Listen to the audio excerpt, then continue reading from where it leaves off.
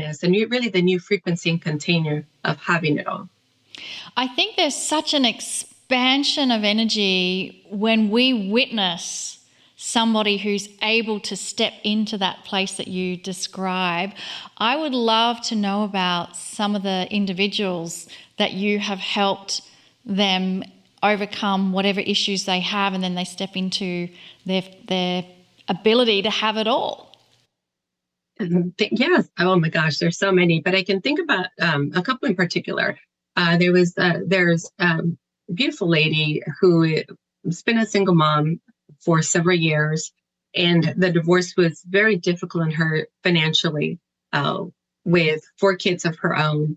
And she was at the verge of depression and just feeling like there was really no way out, hopeless. And when we started working with her and we really started focusing on, it was for her, it was self-love. And so that was the avenue that we took, self-love. And then that took us to I am enough. And that took us to I am worthy of having and receiving. So sometimes we feel like when something traumatic in our life happens, our life is over. Or, it's sort of something that is ingrained in us. Sometimes we want to carry the sense of failure. So we worked through forgiveness, we worked through self-love, and got it to the point of, I can have this. I can recreate my life. I have the ability. I am worthy, and I believe in myself. Through healing some of her childhood traumas as well, connected to the feeling of abandonment and rejection and failure. And then from that point, right after that, she had several promotions in her career. She became a trainer, facilitator in her job. She bought a new house. Her kids are now also very successful. She became the model for her kids. And it's just beautiful to see all her kids being really successful and really having that admiration for her. Beautiful.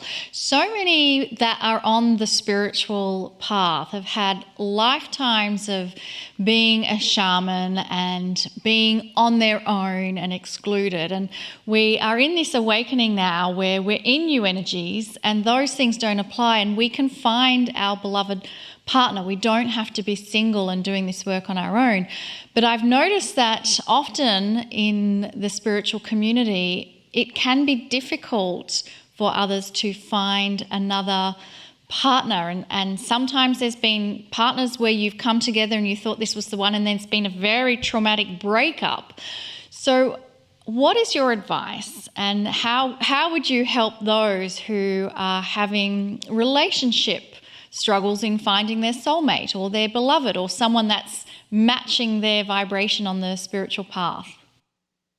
That's a really good question, because everything stems from where we are, right? We attract where we are. What we attract in is what we're reflecting out. So the advice is, first of all, to be the person that you want to be, to create that match for yourself. Meaning, your inner work is really important. Being in the place of I am and feeling peaceful about who you are. So sometimes what I find when it comes to relationships is that there's a need and attachment to have somebody in our life. But in reality, we don't really need anyone to be happy. So that's the starting point. We move into the place of happiness and peace within ourselves and self-acceptance, so that we're not attracting somebody that's going to fill us up, or that we think needs to fill us up, or it's that statement of my other half. Because in reality, we want somebody that compliments us, brings out the best out of us, somebody that also challenges us to be better and pushes us to new limits. And we want somebody that can also call us out when we're not being our best. And when we can be okay with that, and when we are at a place where I am happy, if nothing changed in my life, I'm happy and blissful, that's when the person shows up. Not when we're out seeking, but sometimes, I wouldn't say all the time, but the best time, or the best relationships that I've seen is when you're complete, when you're done your inner work, when you feel like you're at a place that you can be the best person for yourself first, then the best person for somebody else. And it's a very beautiful synergy between the two. So my advice for everyone would be to, first of all, look at what you want in your own life. What makes you happy? Move to the place of joy and happiness. And from that place, then you will be able to manifest somebody that is a true complement and expression. Now, on the other side of that, everybody that we attract into our life is a learning, is an experience. They're meant to help us grow. So even if we meet somebody and they're not the perfect match, there's something to learn in that relationship. So we don't want to discount those relationships. We want to look at them and maybe look at, what do I have to learn? What is this person here to show me? Sometimes it's more, we're needing more self-love. Sometimes that we have unresolved issues with one of our parents. So we want to look at that information and be grateful for all the relationships that show up in our life. Can I just say, everybody listen up. Maria has just given everything that we've been teaching for all these years about relationships. And it's so often the case that when you stop trying, the one shows up. And we have such a classic one, I won't give names, where the woman was just tired of everything and said, no, I'm not interested. I'm happy alone. I'm not interested. And the love of her life actually shows up, and she said, nah, get away. And he goes, no, it's me. And she said, get away. And finally, after trying, she says, okay, I'll see what's there. And of course, it was him. So, it can go both ways. But it's so interesting to hear you echo what we have taught so long. It's a true thing for all of you single people out there. Just be comfortable with yourself first. And I know you had a question. Well, and it's true. And I'm so blessed with my relationship with Lee. But I think we always go through new discoveries that you need to make. That's what keeps the relationship moving and growing. How would you help someone who has gone through betrayal? And now I'm not just talking about betrayal from a loved one. It could be a business partner. It could be a child that no longer wants to have you in their life. There's so many levels of betrayal. It's very wounding. How would you help someone move through that issue? Yeah, that's a very sensitive issue because that betrayal comes in many different ways. But sometimes when there's betrayal, it's because there is an expectation of like we had an expectation from somebody and they didn't really meet that expectation in the way that we wanted them. So the first thing that I do with my clients is to look at what was that expectation that for you feels like a hurt, feels like that person didn't honor you in the way that you wanted to be honored. Again, we're the creators of our life. So we're creating everything. And we participated in that relationship there, whether it's with a loved one or a friend or somebody outside that created that. So we want to look at how did I create this? How did I contribute to this? And then when we can look at that part of ourselves, then we begin to take responsibility for what we're creating. And then we can more easily forgive ourselves and forgive others and be able to move on and take the learning from that experience and create something new. And everything in our life, it's really meant to create more awareness and awakening of ourselves.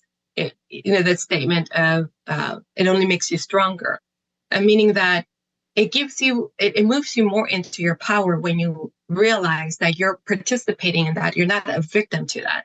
And when you move it, and when you see what's happening from the place of power instead of victim, then you're more easily able to accept your own participation in it, and then learn and integrate your learning. Let's say in that participation, you didn't own your power, or in that participation, you created some situations where, that happened. Whatever that is, it's important to understand that we are all creators, that we're almighty creators, and we're co-creating with others. And when we look at that situation, then we can observe ourselves with love and compassion, and then detach from that wounding and that pain and that hurt, and then resolve it through that process of forgiveness and self-love. I was going to ask you a question. Do you believe that everyone came here with a purpose? In other words, there's something they have to do? I do, but that purpose could be anything, right? It could be like being a teacher. I could be being a doctor. I could be being a mom. It could be many different things. So I do believe that we all have a purpose, and whether it's, you know, being an influencer or having a show or, driving a bus, we all have a purpose because we're in service. We're in service to others and we're service to ourselves.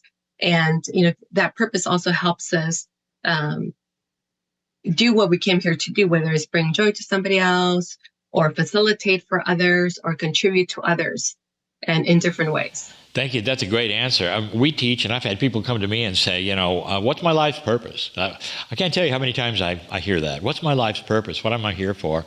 And in interviewing them, we find out that they're in it. And they don't even recognize what the light that they are, doing what they're doing. So sometimes just being here and what you're doing is what you came for. But thanks for answering that. Well, I want to know how you help someone move more into joy, because when we read your bio, that was a very important part of us being in our full potential, which is having a life of joy. What does that look like, feel like? How do you help someone move into that vibration of joy? Yeah. Earlier I mentioned that we are co-creators. We're powerful creators. And the way we create our reality is through decisions, choices, action. So the first thing that I teach everybody to do is to choose it, because you're creating your attitude, you're creating your perspective, you're creating how you see the world. So the first step would be to choose it. And then to develop a practice that allows you to move into joy. For instance, something that you love, like hiking or walking or painting or meditating, something that allows you to be in the space of joy, or spending time with your kids or your family, something that just allows you to just feel the joy and that happiness, playing with your pet. Whatever that is, to connect to something, make that choice, connect to something so that you can hold the vibration of it, so that you can see how the world looks through those eyes. And then the other part of that is to bring other elements in, like gratitude, like peace, like loving kindness, like joy. And that could be done through meditation. So sitting down, choosing joy, thinking about something that's really joyful to you, and then being grateful for that place that you're in, or the people that are in your life, or what, the journey that you're on. And then feeling love and compassion for those around you, and especially for yourself. Sometimes we're not able to experience joy because there's some part of us that we haven't forgiven. So, looking at your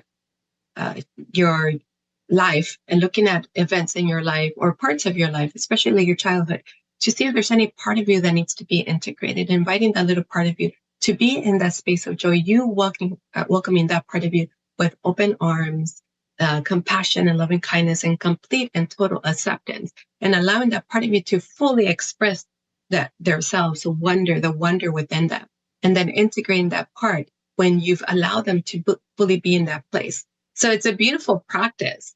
And joy, again, it begins with that choice, and then begins with having something that allows us to be in the space.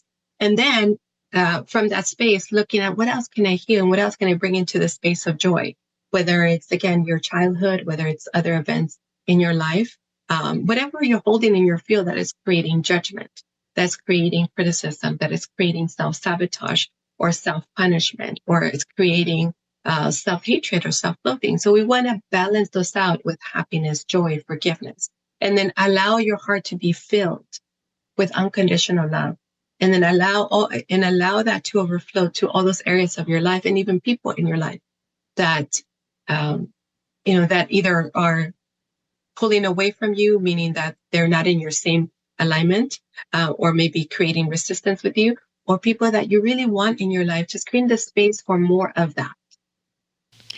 I love that. Now, it's obvious to everyone watching that you do amazing one-on-one individual sessions as part of your practice. You just have that ability to see into the field of the person in front of you. But I'm also aware that you do group sessions. So how do you work with a group? It's very similar to working with the individual. So when a group comes together, it's a collective energy. And we look at the collective energy. And very similar. It's I like to see them like when we come together, we're all kind of sitting in a circle and different things light up as we're working together. When we're working on wealth, when we're working on health. So as an example, if we're working with health, I'll start to see poverty contracts kind of jumping up into the center or up into the top of the energy. Or if there's any ancestral contracts that they're carrying connected to lack and scarcity or survival, that are affecting sort of the group energy or individuals in the group, then they start pulling up and revealing themselves to the surface. Information. And many times it's interesting because their guides will show up. And I'll just see beautiful guides, celestial beings surrounding the circle, and also giving me information of this is what we're doing. This is the activation. This is the process. This is the conversation we're having with them. This is what we're taking them. This is to the new space that we're taking them. This is how we're going to create the upgrade. So it's very, very beautiful. It's such a beautiful experience of light and joy and facilitation and transformation and love. And it's a wealth of information that comes from the group. And even though it's a lot of information, it's actually very well organized. When we see the contracts and we see, it's like they're kind of creating this strategy that we're going to move through. So we move through one and then the other and then the other and the other until we get to that place of completion. And then we go into the blessings. Oh, I love it. And that's why I did mention, because so much healing can come out of group work, sometimes more than just individual work. Right. So if you're interested in Maria and connecting with what she has to offer, her website is 360, that's 360, the number, 360prosperity.com. I mean, I just love the idea of that. Yeah. Title in your website that you have 360 degrees all around your prosperity in all areas. Maria, any final words before we have to go to a break? It's been beautiful to be here with all of you. And I would say that, really, really be clear on what you want, because when you're clear on what you want, that's the first step to creating that focused energy and the path toward it. And staying focused on that, and you will achieve it. You can have it all. Oh, that's great. So beautiful. Thank you. Thank you so much. Thank you. Wonderful. Well, you can have it all. Just decide what is it that you want. It's as simple as that. So we're going to take a break for 10 minutes. Maybe that's a good time to get clear and focus on what you want. And then we'll see you back here for the Circle of 12.